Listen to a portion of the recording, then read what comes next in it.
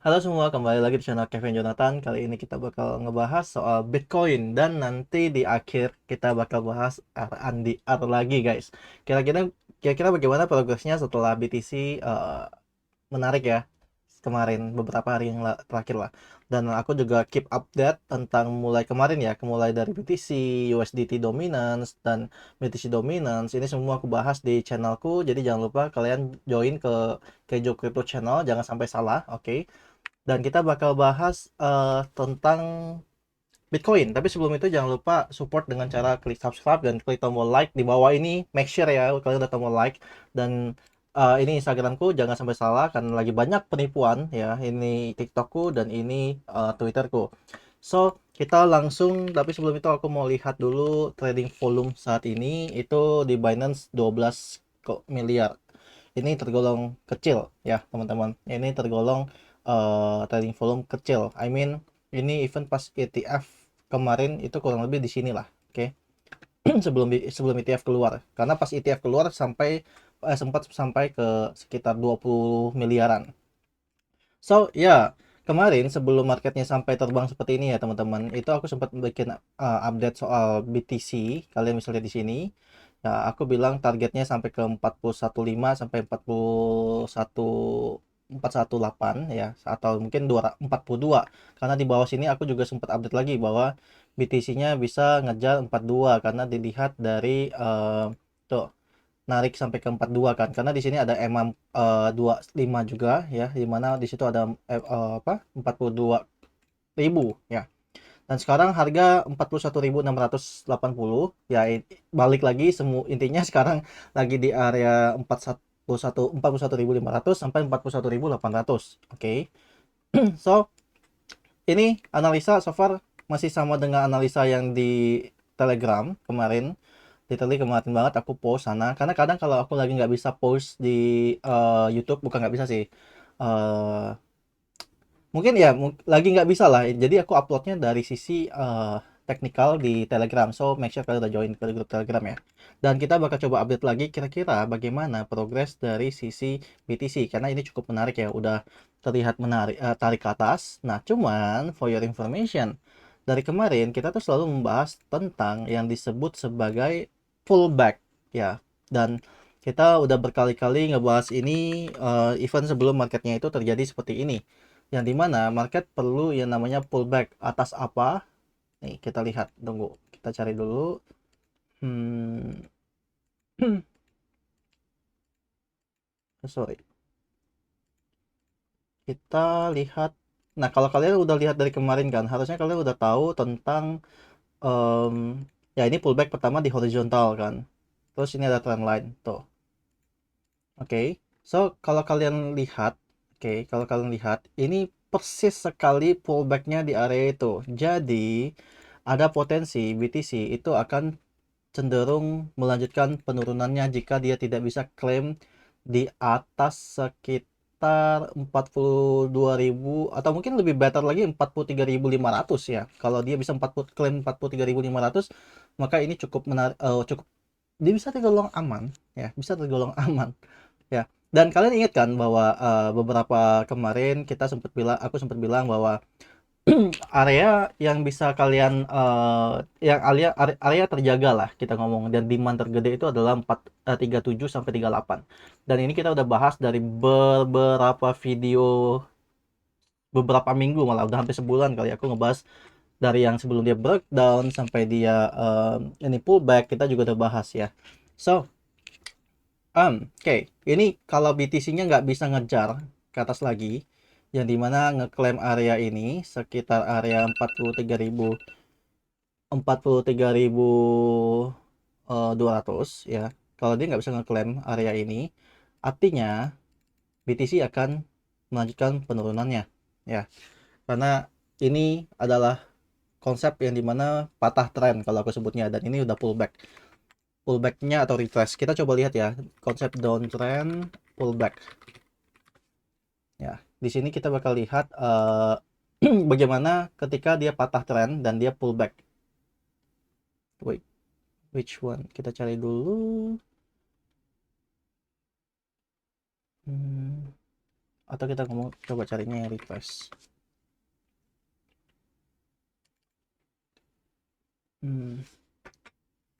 Down trend line path. Nah, kayak gini ya. Jadi ketika dia lagi uptrend, terus ada koreksi, ada ekspektasi bahwa dia bakal pullback dan melanjutkan penurunannya, sama halnya seperti ini. Oke. Jadi intinya di sini kita bisa melihat bahwa BTC cenderung ya masih arahnya ke bawah selama dia nggak bisa ngeklaim area sekitar 43.400. Oke, kalau dia misalnya mau lanjutin kenaikannya ya. Nah, dari kemarin kita kan sempat bahas bahwa BTC itu ada potensi di mana dia bukan potensi.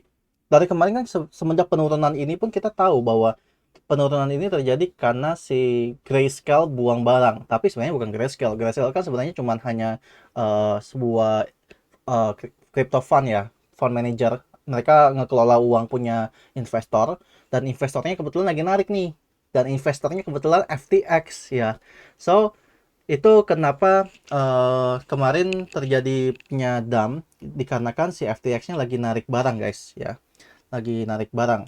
Dan kita bisa lihat di sini juga ya so far baik lagi ya, nggak, kalau nggak bisa ngeklaim bakal cenderung turun lagi, dan mungkin ini aku bakal hide yang horizontal ini karena sudah sepertinya sudah tidak berlaku, cukup ya tidak berlaku lah kita bilang ya.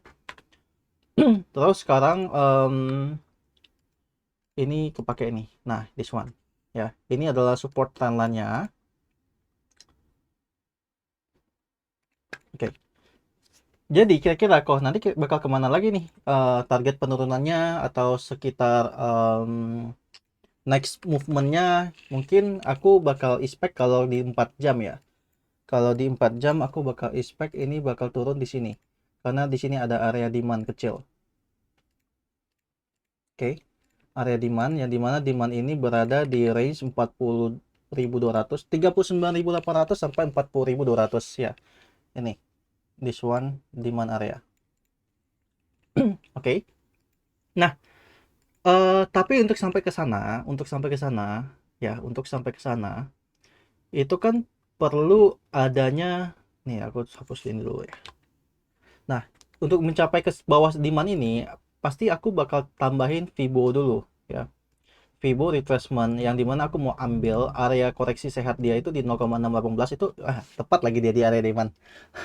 Ternyata benar guys, areanya tepat persis di area demand Fibo-nya. So ya kita bisa bilang bahwa area demand ini adalah area stop dia untuk bisa kalau kalau dia turun ya itu masih sangat-sangat sehat sampai ke 40.000 ya. Terus kalau kita ambil swing dari sini deh, ambil dari swing dari demandnya, kira-kira penurunannya sampai mana? Nah, oke, 40.800.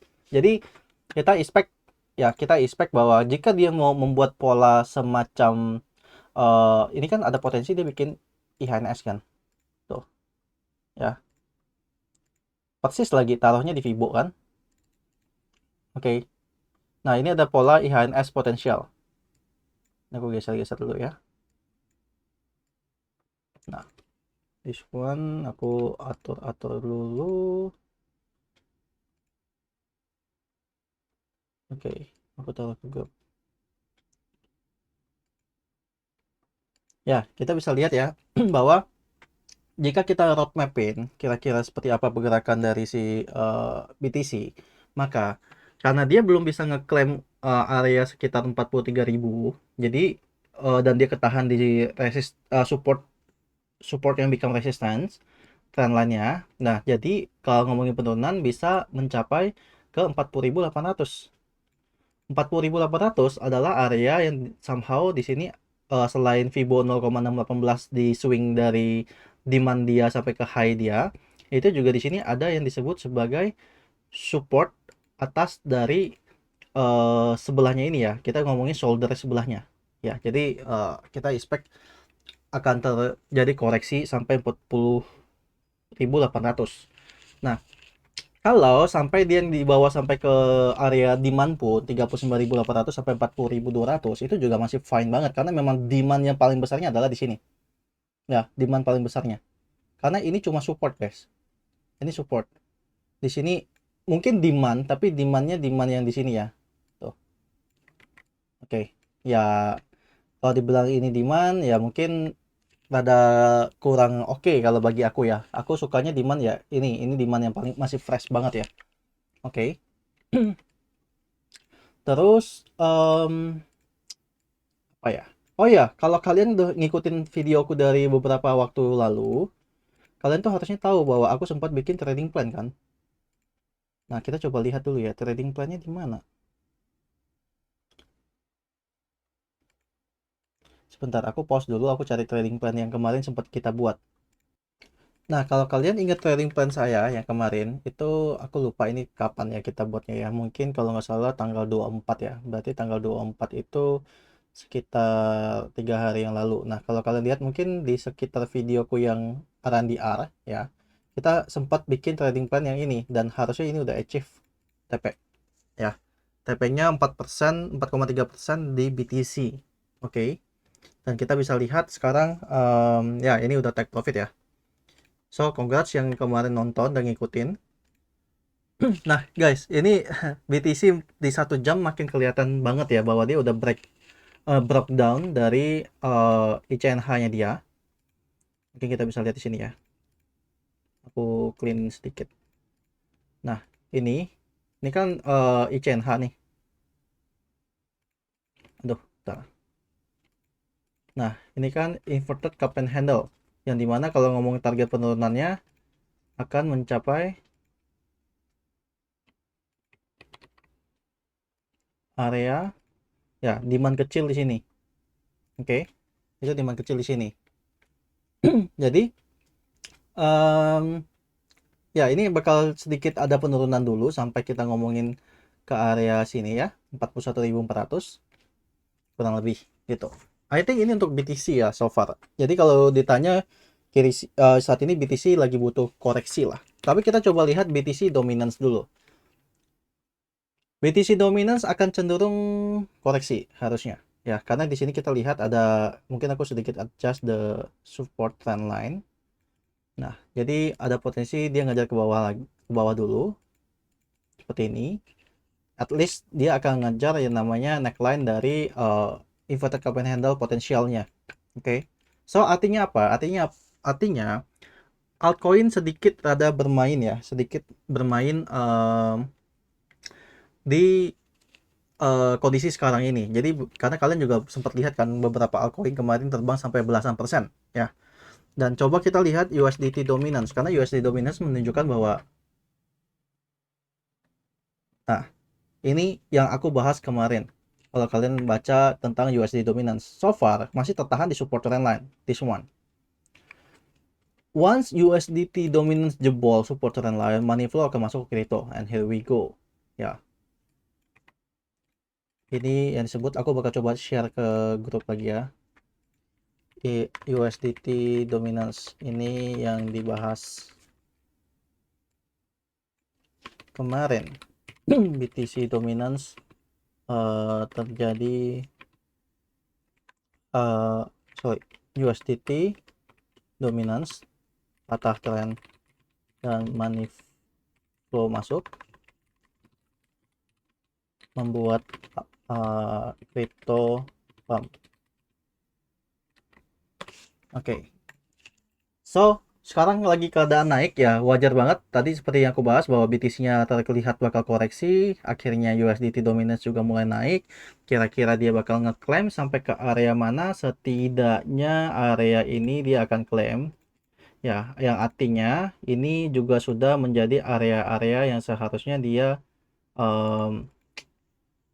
tertahan dulu ya, tertahan dulu. Dan ini juga menunjukkan bahwa area target ya, target yang kita untuk apa namanya, target kita untuk si BTC yang koreksi tadi kan naik ada 2 tingkat kan.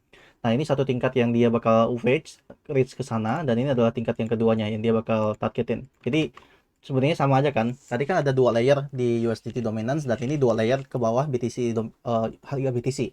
Jadi kita di situ bisa melihat bahwa ya kalau dia kena reject berarti di sini mantul, tapi kalau jebol berarti si USDT-nya juga bakal naik lagi kan, gitu, jebolin resistance. Oke, kita cukup bahas BTC. Kita bakal bahas RNDR lagi. Tapi sebelum itu juga make sure kalian sudah subscribe dan klik tombol like ya.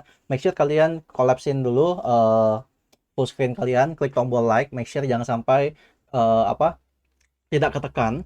Dan kita bakal bahas RNDR, koin sejuta umat. Kita bakal bahas, aku mau bahas dari Flash. Kemarin aku udah bahas, kita kalau kalian mau ambillah di area selama dia di bawah $4 kan. Dan sekarang kemarin bahkan aku bahasnya pas di sini nih ya, di area-area ini. Ya, nih kan aku bahas di sekitar 3,7 sempat bahas. So, gimana kalau kita ambil analisa baru lagi, kita lihat dari daily apakah RNDR masih layak dia ambil atau tidak ya. Ini tapi secara teknikal dan secara apa yang aku lihat secara teknis aja. Pertama, RNDR memiliki pola di satu one day-nya ya, di one day. Bisa kita sebut falling wedge pattern. Oke. Falling wedge pattern yang dimana kita di sini sebut ada support. Oke, ada support. Dan yang harus diperhatikan adalah RNDR tidak boleh ya. Tidak boleh, oke. Dengerin ya. Jebol di bawah 3,6. Apalagi kalau dia udah bermain di area 3,5 ya. Kenapa? Karena di sini ada potensi RNDR bisa menjadi inverted cup and handle. Yang dimana proyeksi pergerakannya adalah jika terjadi dia jebol trendline, maka target dia bisa mencapai di demand area berikutnya di sekitar 2,2 atau 2,4. Ini yang berbahaya jika jebol. Oke, aku nggak bilang ini pasti bakal ke sana karena logikanya dia belum confirm dan belum ada tanda bahwa bakal ke sana ya. So far intinya kalau jebol ke area 3,5 ke bawah, mungkin kita adjust sedikit. Ya, 3,5 ya kira-kira di sini. Oke, 3,53 itu kalau jebol hati-hati ya. Karena bisa potensi turunnya sampai ke demand. Dan kalau aku kan biasanya pakai area supply demand kan, dan aku tahu bahwa ini pasti targetnya ke area demand juga teman-teman. Sorry. Nih, ini pasti areanya sampai ke demand. Boom, ya kan? Kurang lebih sampai ke area demand yang tadi aku bahas. Nggak perlu pasang target, pasti kurang lebih begitu. Tapi di sini juga sebenarnya bisa ketahan guys, ya ketahan. Jadi sebelum dia sampai ke 2,5 atau 2,22 mungkin di 3,0 dia sudah bakal terjadi yang namanya rejection dulu. Oke, rejection dulu yang mungkin akhirnya patternnya akan terbentuk seperti ini ya. Jadi patternnya mungkin bisa terbentuk seperti ini nantinya. Jadi dia akan bermain seperti ini. Oke. Nah, I think untuk RNDR secara daily begitu, karena so far daily ini masih konsolidasi ya. Mungkin masih ada sekitar sampai akhir bulan. Nah, ini baru kita bakal lihat tanggal 1 atau tanggal 2 atau mungkin before atau after that ya. Tapi pada dasarnya tanggal 1 atau tanggal 2 ini harusnya sudah ada konfirmasi ini bakal ke atas atau ke bawah. Oke. Kayaknya bakal didukung sama sentimen AI sih, Apple Vision ya. Gitu. Nah, kita coba lihat secara 4 jam. Oke, kita coba lihat secara 4 jam. Tuh, kalian lihat ya, masih ketahan kan si RNDR-nya. Gitu. Jadi, yang mau kita lakukan adalah sekarang, ini aku tambah support trend line. Ya. Kalau dia jebol, artinya bakal turun ngejar ke area 3,7 lagi. Ya. Kalau dia breakout, dia akan ngejar ke area... Bentar.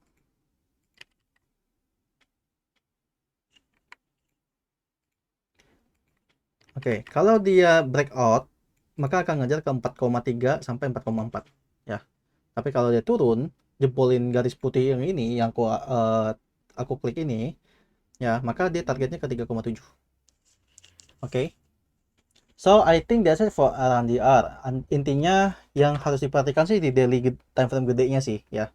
Karena time frame gede ini yang mungkin movement besarnya si RNDR akan terlihat antara ternyata mungkin sell the news atau sell on news atau mungkin pump di news Apple ya.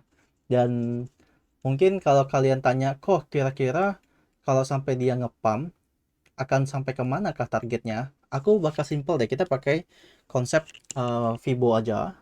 Aku lebih suka pakai Fibo dan aku bakal targetin kira-kira, sebenarnya udah aku buat price calculation, tapi sebenarnya price calculation itu harusnya mendukung dengan Fibo yang aku buat. Ya, kalian bisa lihat 6 sampai 8. Ya, 6 sampai 8 itu adalah resistance berikutnya yang akan dikejar si RNDR. Oke. So, terdekat sekitar 6,3. Oke, ini catat ya. Kita bakal lihat lagi nanti setelah movement yang dia lakukan itu, ya mungkin harusnya bisa sampai ke area sini sih. Oke. Nah, kurang lebih paling RNDR and BTC seperti itu hari ini teman-teman. Thank you for watching. Jangan lupa klik tombol subscribe dan klik tombol like supaya channel ini makin berkembang lebih besar lagi dan kita bisa reach ke 10.000 subscribers ya di secepatnya gitu. Dan I think that's it for today. Thank you so much. Jangan lupa klik follow semua sosial media dan join ke grup Telegram kalau kalian mau nimbrung dan dengan teman-teman yang lain di grup discussion ya, Kejo Crypto Group ini. Jadi kalian bisa ngobrol-ngobrol sama yang lain. Oke, thank you so much. Bye bye semua.